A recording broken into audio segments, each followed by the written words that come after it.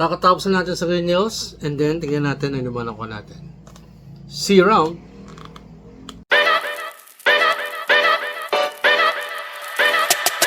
Yo!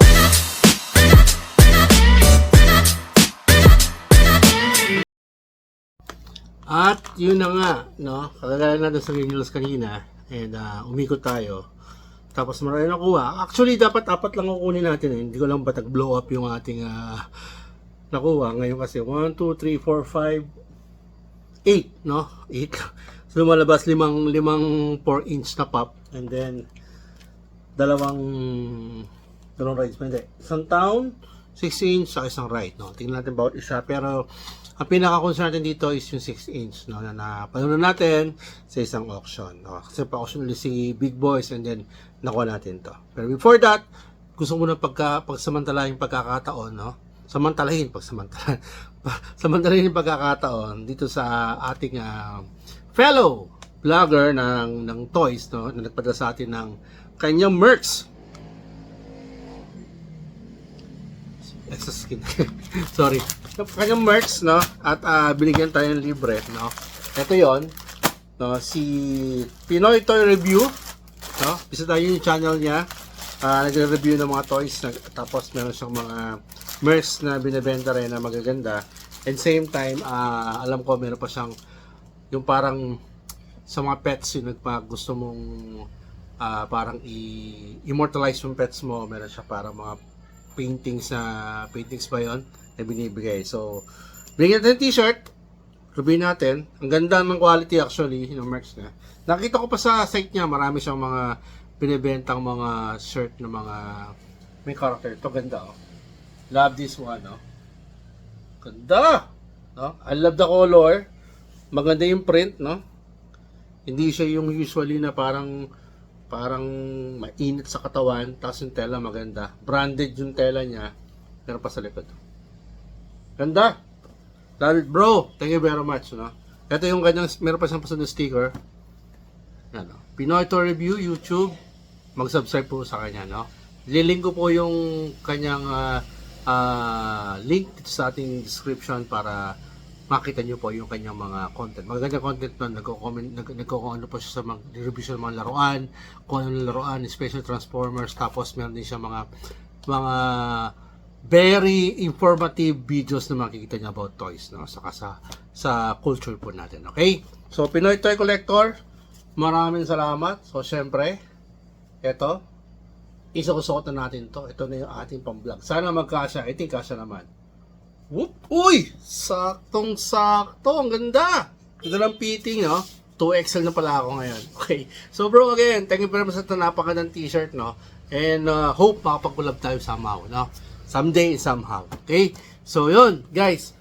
Balik po tayo dito sa ating nakuha for today's haul, no? Green Hills tayo, and then kasama natin yung ating kaibigan, and abangan yung interview niya, no? Pakipet ko sa lahat ng collection niya.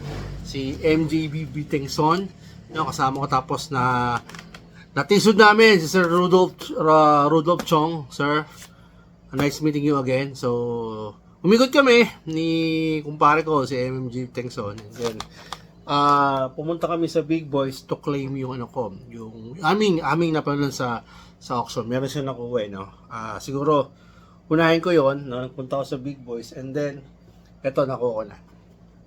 So then, si Krang, okay, na Retro Toys, entertainment exclusive. Punta ng t-shirt to, no? So, yan, si Krang, nakuha natin, no? Maganda yung box na ako sa atin, nalito sa auction, no? So, ito yung isa sa mga kulang natin doon sa Teenage Mutant Ninja Turtle Retro Toys collections natin. Ang kulang na natin dalawa, actually, si Metalhead pati si Michelangelo. Ano lang, okay? So, ito. So, si Krang, ang PPG value nito, galing tong saan ba galing? Medyo tumaas to, alam ko. Si Krang from $17 dati, ngayon to sa $25. So, ang PPG price ni Krang is $25. Okay? So, yan, si Krang. And then, pumunta tayo ngayon doon sa katabi, kasi sa Philbars, no, after ng Big Boy sa Philbars pumunta tayo. And then nung pumunta tayo ng Philbars, nakakita ko ng boa Hancock since wala pa ako nito. Akala ko meron na ako wala pa pala tayo. Ito restock to, no. So isa na lang ganito nila, nakapili tayo. Wala tayong napili pero maganda naman yung box na nakuha natin from Philbars, kaya nakuha natin to. Okay? So si boa Hancock, no, isa sa mga 7 warlords sa One Piece. Yung original nito, no, yung OG niya is nasa $85. Pero ito kasi 2018 yung OG. Ito I think this is restock 2023 to, no. So lalagay ko siya dun sa value na SRP, which is $14. Okay, si boa Hancock. Pero kung meron kang 2018 to, I think nasa $85 na to Pero same naman scalp. Ako naman, magkaroon lang, okay lang, no? Kahit hindi na 2018, kaya goods to, no? Tapos, nung binili ko sa Philbars to, yung stamp ko, napuno ko yung kalahati, so may free. Ayun, na-free ko to si Vegeta, powering up. Ayan, no? Diba? Free yan, no? Oh, diba? Maganda yung box, maayos. Tapos, glow in the dark na SE. I don't know kung saan to exclusive. Baka hot topic to or what, pero correct me if I'm wrong, pero naka-stickered siya. So ang Vegeta na to, ganda-ganda ng tsura nito, kulay blue. Ganda siguro ng pagka-glow nito kasi ang glue dito yung buhok, kilay, saka yung mata. Mukhang maganda siya, pati yung likod. Pero kasi yung blue na power up yan. Yan. Parang ganyan. Yan. Okay, so hindi nag-glow. Si Vegeta from $14, medyo mababa, no, sa SC, pero sa SE sa stickered na pop, pero ngayon from $14 ngayon siya nag-around $17 na siya, no. Pero okay na for a pre-pop na nakuha natin, no. Tapos may nakita ko today, wala pa ako nito tagal-tagal na, pero wala ako SE na, alam ko hot topic to Beast na Pluck. Yan, finally nagkaroon tayo. Bilhin natin to sa Philbars, nakita din natin. Ang current ito is medyo bumaba to from $12 to $11. Ang current dito 11. Medyo bumaba yung Beast, sana tumaas sila once na ilabas kasi yung MCU, I think ito yung Beast na gagamitin nila, ito ba? Yata parang, no. So sana para medyo gumanda naman yung presyo ng Beast, no? Tapos sa Big Boys pala, sorry, dalawa yung nakuha ko, no. May nakuha pa tayo sa kanila na isa pang auction na pala natin, no. Nakalimutan ko kayo ng bangin sa inyo. Ito, ganda-ganda ako dito, no. At buti na lang meron sa stock doon sa Renewals, nakuha ko na kagad. Ito yung Mr. Priest. Ito yung version na frosted, yung pinaka scalp niya, parang frosted, para siyang na priest, no? Say hello. SDCC to ng 2020 Summer Convention.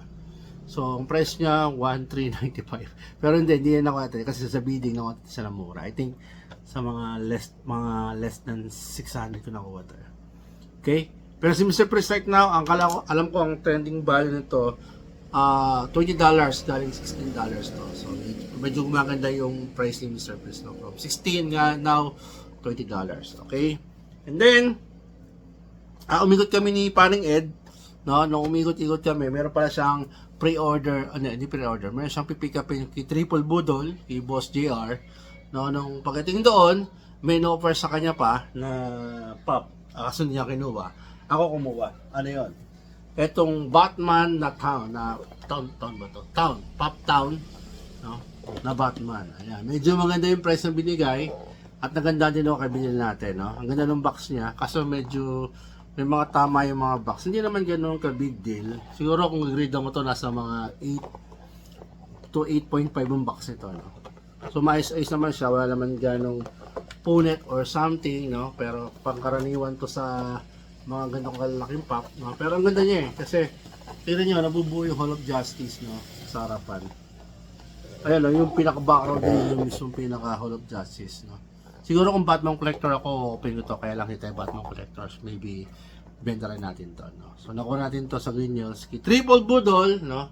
At kasama na si kumpare MJ BB10. So kanya no offer, kasi hindi kanuha, ako na kumuha, kaya mura Okay, si Batman with Hall of Justice, ang presyo ngayon nito, I think bumaba rin to eh. Kasi nung trending niya nakita ko, yung huli is $25. Ngayon, 19 na lang. No? Pero sa presyo na naman natin, sulit pa rin siya. Okay, 19. Tapos, meron tayong kausap, no? Saan eh? Marketplace actually, no? Nagpa-bid din siya. Tapos nanalo tayo. Hanapin ko yung yung PM namin. At may nakuha ko sa kanya na isang ride. Supposed to be ito yung nahanap natin na ride. Kaso, hindi siya yung eksaktong ride na hanap natin, no? Kasi,